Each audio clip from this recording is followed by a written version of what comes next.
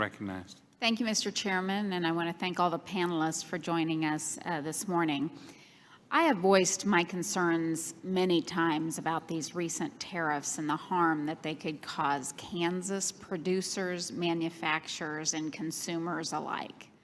For instance, cattle producers, of which Kansas ranks third nationally, note that beef exports account for around $300 a head, a point reiterated by several Kansas cattlemen who were just in my office yesterday.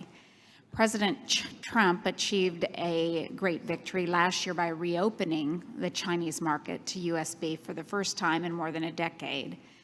But unfortunately, China has placed U.S. beef on a proposed tariff retaliation list, which could erase the gains our cattlemen and women have made in the Chinese markets.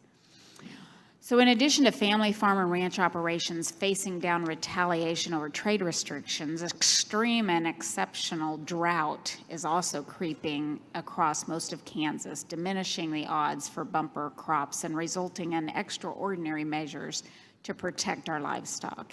Every producer knows that access to foreign markets and low trade barriers are crucial for rural America, even in the best weather conditions, but especially so when the weather turns sour.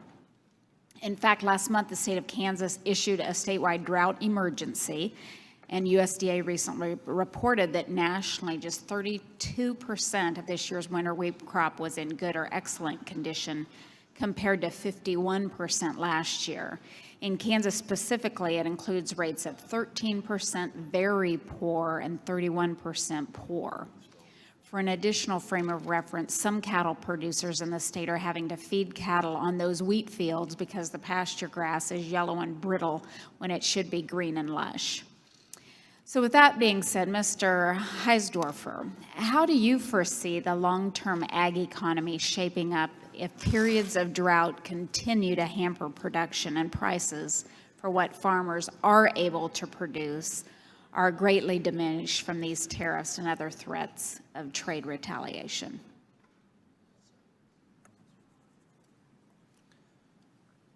Well, to start, excuse me, to start with, you know, we can, if this drought continues, and it's in my area too, I'm in southern Iowa. Northern Iowa is not quite that way, but southern Iowa is. We drained the bucket last year. There's nothing left down underneath. And if that continues, yes, we're gonna, like I said, we're gonna start to lose farmers. There's no doubt about it.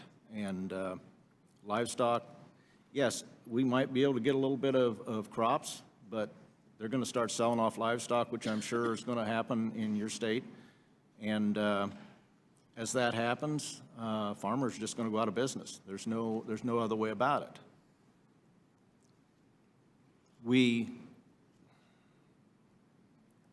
put everything forward to our families as farmers, and we tried to continue that generation after generation. I'm a fourth generation, my son's a fifth, and we'll keep that going. But I'm so afraid of these young farmers nowadays, and not just that they may fail, but most of them are like me, who are in partnership with my son, and though I've had a lot of years of farming, they could take me along with it.